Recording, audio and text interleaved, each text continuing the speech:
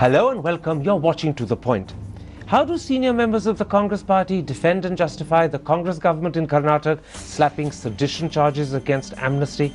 That's one of the key issues I should raise today with former law minister and one of India's most highly regarded lawyers, Kapil Sibal. Kapil Sibal, let's start with the charge of sedition slapped by the Karnataka police on Amnesty because they held a public meeting where allegedly anti-national slogans were chanted. First of all, not a single Amnesty member chanted anti-national slogans. Secondly, as you know better than me, anti-national is a term that's not defined in law, and even colloquially, there's no agreement over what is and what isn't national or anti-national.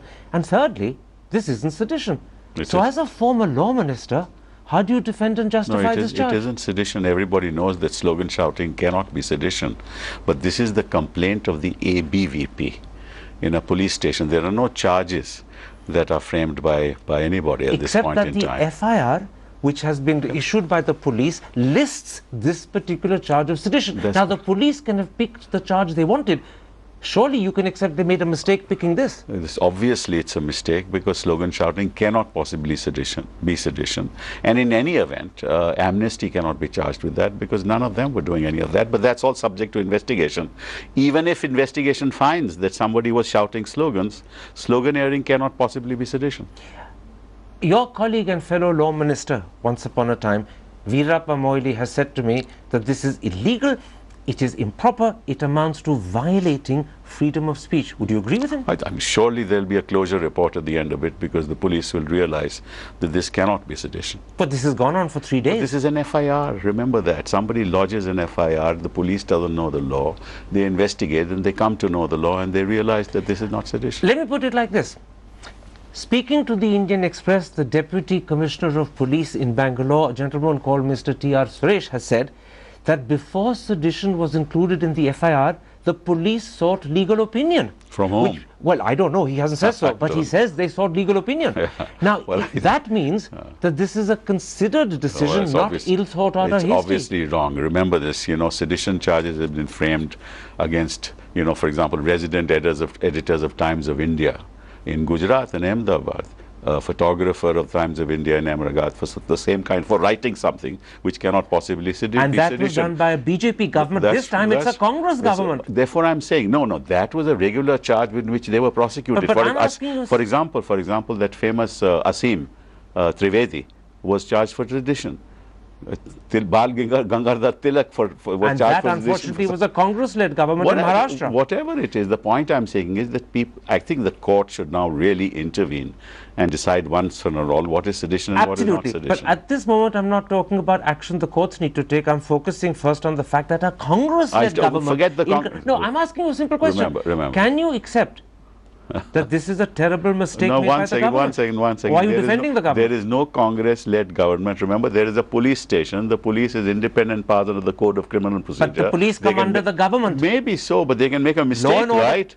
They can make a mistake. But if they've made a mistake, why hasn't the Home Minister they will file a closure or the report. Chief Minister stepped in as yet to correct it? You must remember that the police will ultimately have to file a report once they lodge an FIR.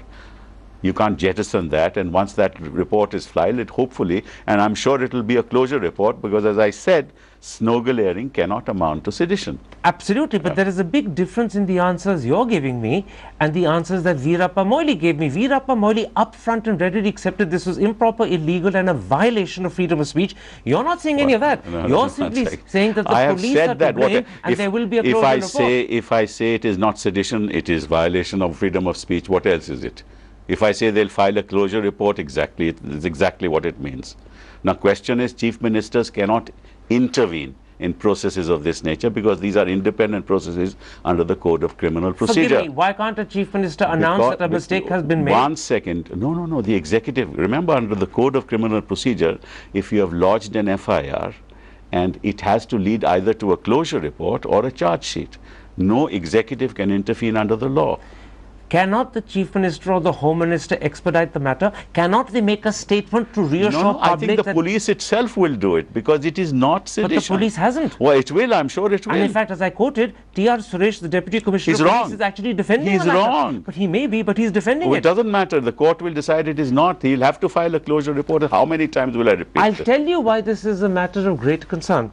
Because when sedition charges were filed against Kanhaiya Kumar, you were the lawyer who defended him and got him bail. That's why I'm insisting that it is not sedition. Gandhi was the politician who spoke out strongly both in and outside we Parliament. Are speaking out strongly. Today, no, forgive me, today, how do you explain the fact that a Congress government is using the same charge of sedition against amnesty? As I said, let me finish the question.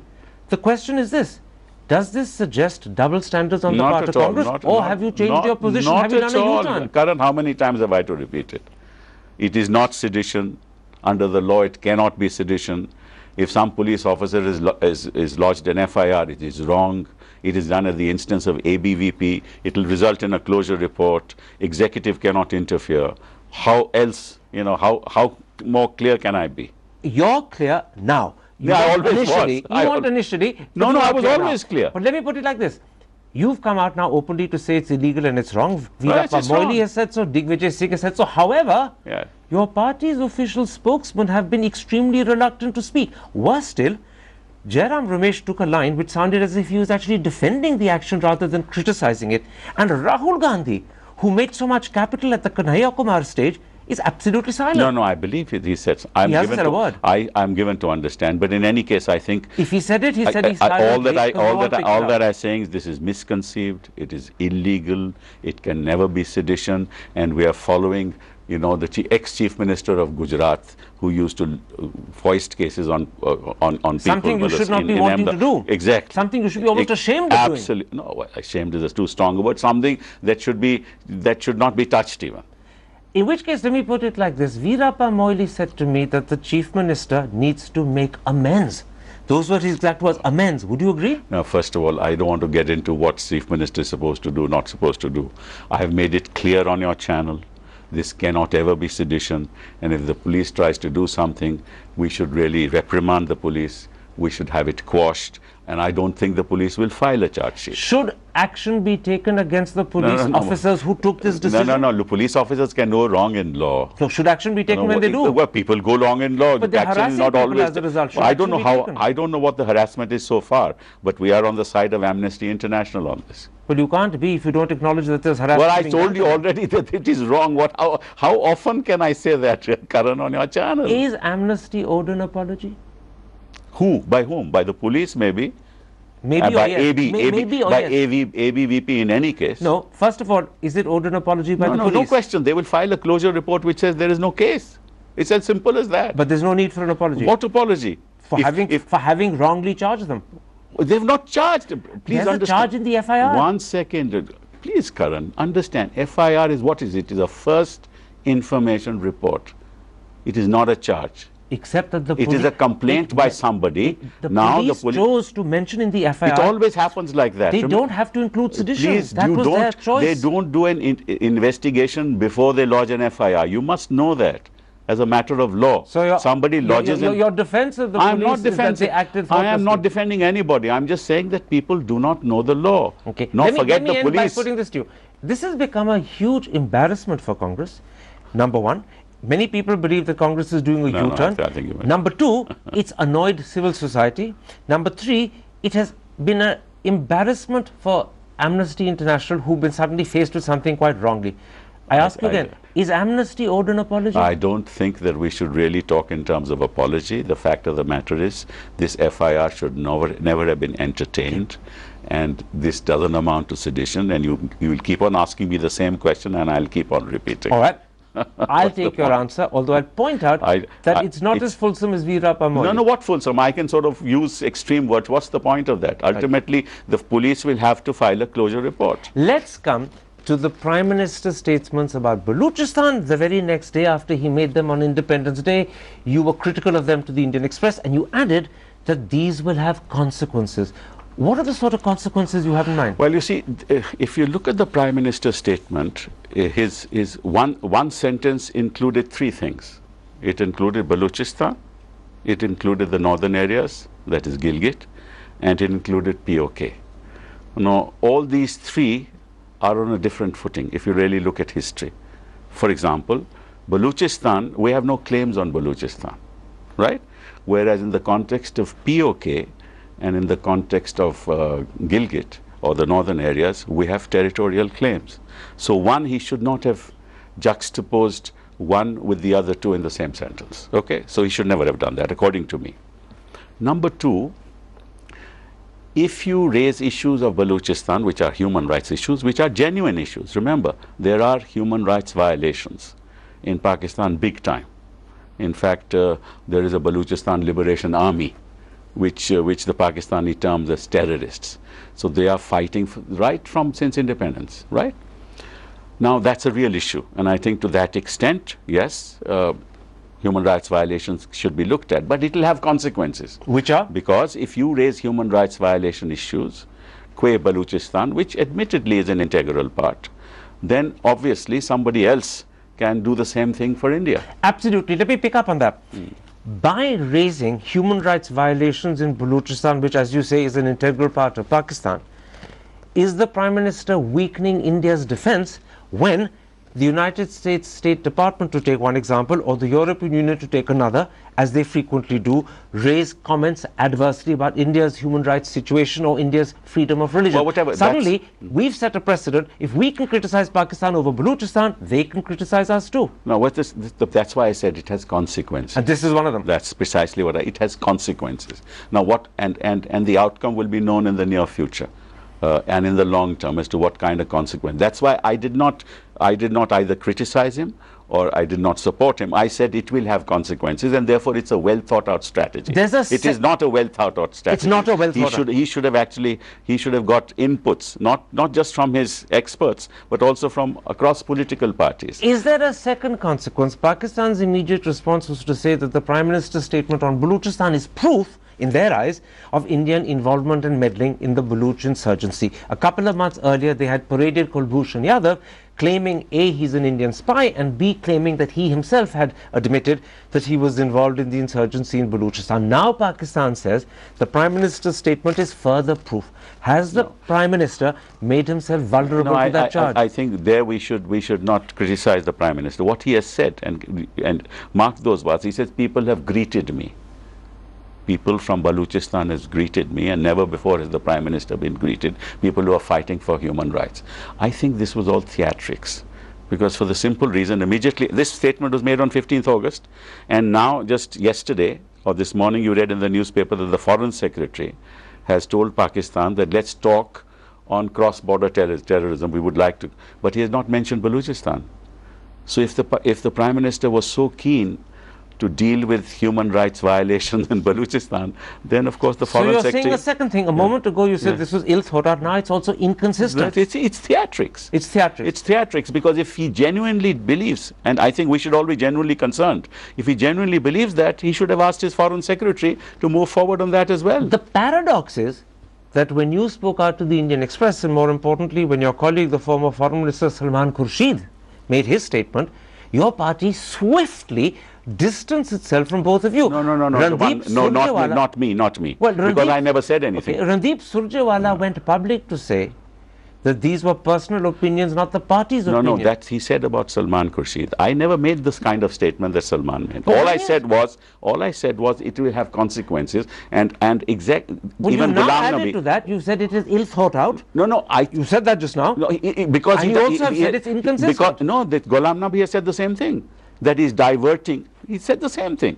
That he is diverting the attention of the people from Kashmir, which is the core issue.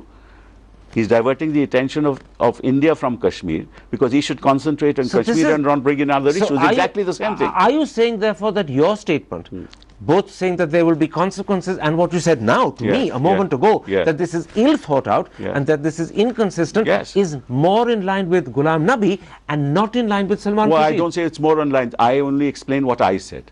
And I said if he really means business, he should have told his Foreign Secretary to raise the issue of Baluchistan with Pakistan. Are you today critical of the Prime Minister? Of course. You are. I am saying but that... But your party is not. No. The party is. The party supports the party has said exactly that he is diverting... Yes, party has said that he is diverting attention. He is not looking at Kashmir. That's the real problem. Randeep Singh Surjewala also said, and I'm repeating him from memory, that in fact India is right to bring up Baluchistan. But if human rights violations in Baluchistan are a concern of India. That's correct. But at the same time, he is not. This is not the Prime Minister's concern because he has not had the Foreign Secretary raise it. Can I put this to you? Many people, first when your party distanced itself from Salman Khurshid, most people think they distanced themselves from you as well, but you're saying they didn't. No, So I'll accept that. First, when your party distanced itself from Salman Khurshid over the Baluchistan comments of the Prime Minister, and then, perhaps more importantly, when your government in Karnataka filed sedition charges against Amnesty, turned around and said, is Congress Party's position on nationalism changing? Are they beginning to align with the BJP's position? There is no way in the world that we can ever align with the BJP on this issue. We are against, in fact, sedition as a law should be declared as unconstitutional. This is our position.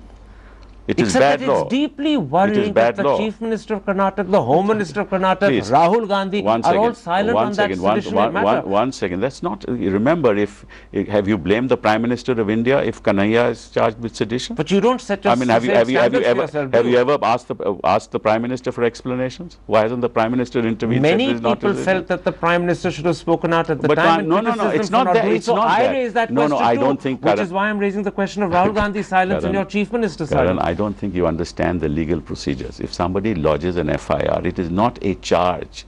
It is an information. It may never amount to anything. And all that I'm trying to explain to you is this information amounts to nothing because it is not sedition. Let's come now to the standoff and controversy between the government and the Chief Justice of India over the memorandum of procedure for selecting judges. The standoff has been going on for several months, maybe virtually since the start of this year. How do you, as a former law minister, view the situation? I think it's very serious.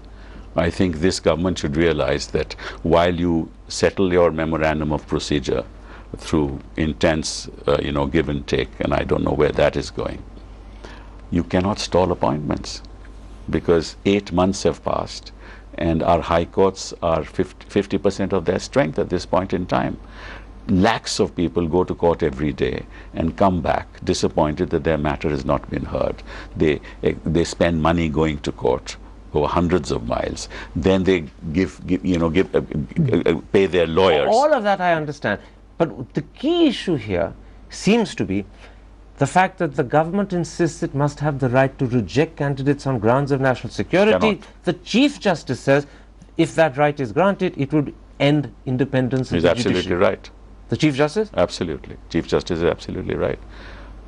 In fact, all that the government can do is to revert to the Chief Justice on a particular appointment and give him the facts and let the Chief Justice decide, let the collegium decide. But if the Chief Justice decides that he wants that candidate, the government has to agree. Absolutely. The government cannot insist on rejecting on grounds of national security. Absolutely. Many people believe that the government is trying, in effect, to bring in the NJAC through the back door. Through the back door. Do you share that concern? Yes, I share that.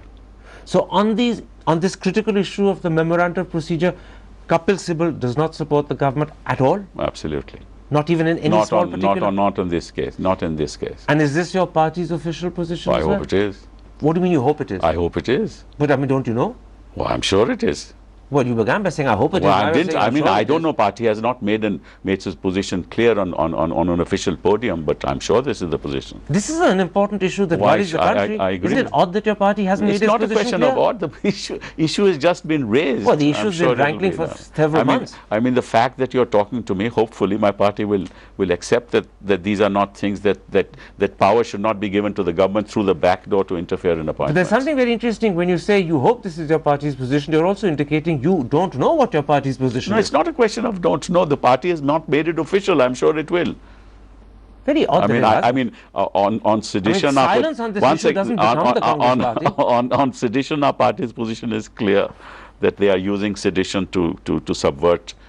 Freedom of speech. Your position may be clear. Your practice in Karnataka is contradictory. On Baluchistan, it is clear that they are trying to actually divert people's attention from. On Baluchistan, your position is not clear. They've contradicted the former foreign minister. No, that's all right. But our party's position is that he's trying to divert attention, which is true. He doesn't mean it seriously because he would have raised it through the foreign secretary. In fact, the truth of the matter, Kapil Sibal, is on all the three subjects that I've touched upon: Baluchistan, and the sedition issue, and now on the NJAC and the Memorandum of Procedure, your party's position is not clear. Very clear. At best, you've got different voices saying different things. At worst, it's unknown and has to be interpreted by people like you when you're asked a question. Party's position is he's diverting attention as far as Balochistan is concerned. That's not what Randeep Surjewala said. Yes, that's exactly what Ghulam Nabi said. But Randeep Surjewala is your head of your communication That's right, department. but that's the party position. No, even he says so that. Randeep and Ghulam Nabi also say different things. No, Ghulam Nabi has said, and that's the correct position, that he doesn't mean it seriously. Whereas we